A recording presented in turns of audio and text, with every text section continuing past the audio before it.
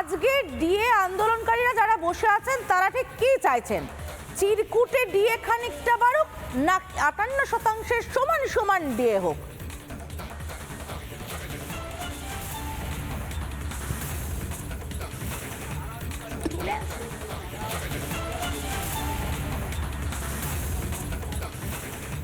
একেবারেই সমাদৃতা, তুমি দেখতেই পাচ্ছ যারা বসে রয়েছেন, আমি একটু তাদের সঙ্গে অবশ্যই কথা বলবো। কি মনে হচ্ছে যে নির্দেশ দেওয়া হয়েছিল 25% ডিএ আপনাদেরকে মিটিয়ে দিতে হবে, সেটা তো এখনো পর্যন্ত করা হলো না। আজকে সুপ্রিম কোর্টের রায় দান, কি মনে হচ্ছে, আপনারা কি আশাবাদী? অবশ্যই আমরা আশাবাদী, কারণ সুপ্রিম কোর্টের রায়ের ওপর আশা না রেখে নাগরিক বা কর্মচারী বাঁচতে পারে না। তবে যখন 25% বকেয়া দেওয়ার আদেশ দিয়েছিলেন, সুপ্রিম কোর্ট রায় দিয়েছিলেন, সরকারের তরফ থেকে বলা হয়েছিল তাদের মাজা ভেঙে যাবে। তো আমরা আশাবাদী যে এবার সুপ্রিম কোর্টের যে রায়, সে রায় কর্মচারীর পক্ষেই যাবে, এবং তখনও যদি এ রাজ্যের সর্বময় কর্তৃ সেই আদেশ মানতে না চান, তাহলে কর্মচারীরা ঐক্যবদ্ধ লড়াইয়ের মধ্যে দিয়ে সত্যি এই সরকারের মাজা ভেঙে দেবে। ডিএ আন্দোলনকারীরা যারা বলছেন, আমি তোমার কাছ থেকে একটু যাব প্রিয়াঙ্কার কাছে। প্রিয়াঙ্কার সঙ্গে সম্ভবত ফিরদৌস শামীম রয়েছে। হ্যাঁ, ফিরদৌস শামীমকে দেখতে পাচ্ছি। ডিএ একদিকে আইনসঙ্গত অধিকার, এটা আদালতের দ্বারা প্রতিষ্ঠা পেয়েছে, অপরদিকে DA all India consumer rights ইন্ডেক্সের সঙ্গে সাযুজ্য রেখে দিতে হবে, সেটা আদালতের দ্বারা প্রতিষ্ঠা পেয়েছে এবং 6 সভা প্রতিষ্ঠা পেয়েছে এবং সাংবিধানিক আদালতে সেই প্রতিষ্ঠা পেয়েছে। সে এসএলপির কমিশন রয়েছে, এসএলপি করতেই পারেন, এসএলপি করেছেন, সেখানেও অন্তর্বর্তীকালীন নির্দেশ এসেছিল, অর্থাৎ প্রাইমা ফেসি কেস মেড আউট হয়েছিল। তারপরে আলটিমেট আজকে জাজমেন্ট, আশা করি যে রাজ্য সরকারি কর্মচারীদের আবারও চাইছে। আজকে এই ফাইনাল জাজমেন্ট 2008 থেকে শুরু করে 2019 রোপার যে হিসেব, সেই হিসেব অনুযায়ী ডিএ বকেয়া রয়েছে রাজ্য সরকারি কর্মীদের, এবং সেই ক্ষেত্রে 25% ডিএ রাজ্য সরকার যখন শীর্ষ আদালত দিতে বলেছিল, রাজ্য সরকার এক প্রকার দিতে ব্যর্থ হয়েছিল এবং সময় চেয়েছিল। কপিল সিব্বলের তরফ থেকে শুনানি চলাকালীন তারা বলেছিলেন এই অঙ্কের টাকা মেটাতে গেলে তাদেরকে ফের ধার নিতে হবে, এবং আজকে সুপ্রিম কোর্টের এই রায়ের ওপরে তাকিয়ে রয়েছে রাজ্য সরকারি কর্মীরা। এই আপনারা আইনজীবী হিসেবে, কারণ আপনারই মামলা থেকে শুরুতে রয়েছেন, আইনজীবী হিসেবে কতটা আশাবাদী এবং কি মনে করছেন রাজ্য সরকার কি এই নির্দেশের পর ডিএ মেটাতে সক্ষম হবে? কারণ আজকে রাজ্য বাজেটও রয়েছে। দেখুন, রাজ্য সরকার এই যদি রায় হয় কর্মচারীদের পক্ষে, সেটা মানতে পারবে।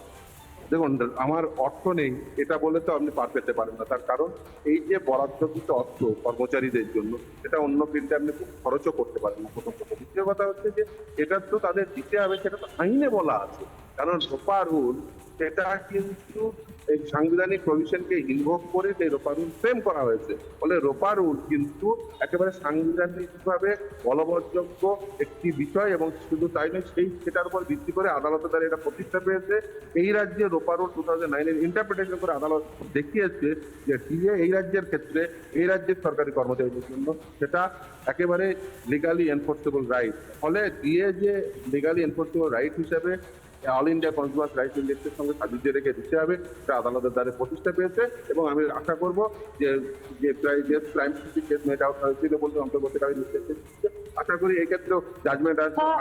আপনার কাছে আরেকটা জিনিস জানতে চাইবো, বিচারপতি কৃষ্ণেন্দ্রন এবং বিচারপতি রবীন্দ্রনাথ সামন্ত ডিভিশন বেঞ্চের তরফ থেকে স্পষ্টত অবজারভেশন দেওয়া হয়েছিল ডিএ রাজ্য সরকারি কর্মীদের অধিকার, ন্যায্য অধিকার, প্রাপ্য, সেটা তারা পেতে বাধ্য, এবং রাজ্যের তরফ থেকে সুপ্রিম কোর্টে তারা জানিয়েছিল যে রাজ্য কোনোভাবেই কেন্দ্রীয় হারে ডিএ দিতে বাধ্য নয়। আইন কি বলে? দেখুন, রাজ্য কেন্দ্রীয় হারে দিয়ে দিতে বাধ্য নয়, এটা ঠিক কথা, কিন্তু রাজ্য দিয়ে দিতে হবে এআইসিপিআই অনুযায়ী। এখন দুর্ভাগ্য কি বলুন তো, মানে সে ঘুরিয়ে নাক দেখান। রাজ্য সরকারি কর্মীদের অধিকার, রাজ্য সরকারি কর্মীদের পাওয়ার কথা, 58% ডিএ পাওয়ার কথা, তার বদলে 18% পাচ্ছেন, হকের দাবি পাচ্ছেন না, সব ঠিক। কিন্তু এ রাজ্যে তো বাজেট অধিবেশনে চিরকুটে যায় মমতা বন্দ্যোপাধ্যায়ের কাছে, চিরকুটে ডিএ বৃদ্ধি হয়। আজ কোনটা হবে? আজ বাজেট অধিবেশনে ওরকমই একটা চিরকুট যাবে, 3 থেকে 4% ডিএ বাড়িয়ে দিচ্ছি, ভিক্ষের বৃদ্ধি হবে, নাকি আদালত থেকে আইনি অধিকারটা ছিনিয়ে আনতে পারবেন ডিএ আন্দোলনকারীরা? সেদিকে নজর রয়েছে প্রত্যেকের। আমরা শুনবো কেন্দ্রীয় প্রতিমন্ত্রী সুকান্ত মজুমদার কি বলছেন বিজেপি নেতা দিলীপ ঘোষ। ডিএ কর্মচারীদের অধিকার, এবং এর আগে কর্মচারীরা তারা সঠিকই বলেছেন, ট্রাইব্যুনালে জিতেছেন, তাদের ডিএর পক্ষে রায় এসেছে, হাইকোর্ট সেখানে জিতেছেন, তারপরে সুপ্রিম কোর্ট একটা মাঝামাঝি রাস্তা বের করার চেষ্টা করেছিল যে 25% দিয়ে দেওয়া হোক, বাদ বাকিটা না হয় পরে দেওয়া যাবে। কিন্তু সেটাও রাজ্য সরকার শোনেনি। আবার তারা এখানে এসে যেভাবে হোক ডিএটা বন্ধ করার চেষ্টা করছে।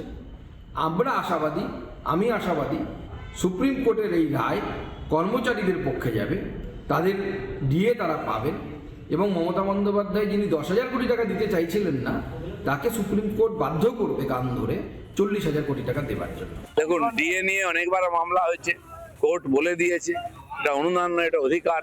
কিন্তু যাই মামলা রায় আসুক, পশ্চিমবঙ্গ সরকার মানলে তো, তিনি আদালত মানেন না, তিনি সুপ্রিম কোর্ট মানেন না, যতদিন না পরিবর্তন হচ্ছে চলতেই থাকবে। নানা ধরনের কন্টেন্ট দেখার জন্য লাইক করুন, শেয়ার করুন আমাদের ফেসবুক পেজ, সাবস্ক্রাইব করুন আমাদের ইউটিউব চ্যানেল। পাশাপাশি অন্যান্য ব্রেকিং নিউজের জন্য অবশ্যই চোখ রাখুন রিপাবলিক বাংলায়।